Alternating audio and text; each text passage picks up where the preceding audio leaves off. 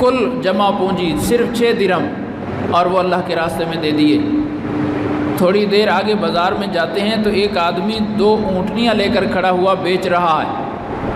حضرت علی رضی اللہ تعالیٰ نے پوچھا دونوں کتنے کی بیچنی ہے؟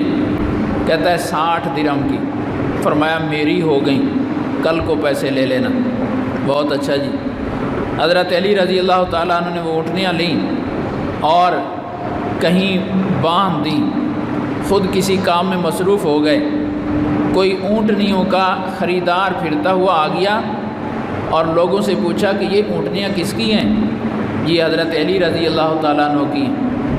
حضرت علی رضی اللہ تعالیٰ عنہ کو تلاش کیا اور پوچھا یہ اونٹنیاں بیچنی ہیں؟ جی بیچنی ہیں۔ کتنے کی؟ کہا 120 درہم کی۔ اس نے کہا میری ہو گئی، نقدی اس نے پیسے دیے۔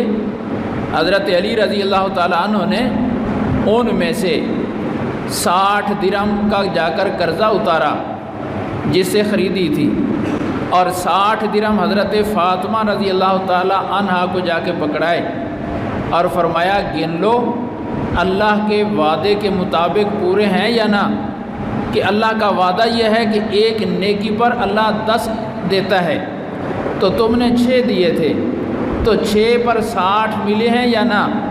یہ اللہ کے وعدے کی صداقت ہے، اور یہ ان حضرات کا ایمان اور یقین ہے۔ تو یہ ایک مثال ہے، ہوتا ہر کسی کے ساتھ ہے، لیکن اللہ پاک یقین کسی کسی کو عطا فرماتے ہیں۔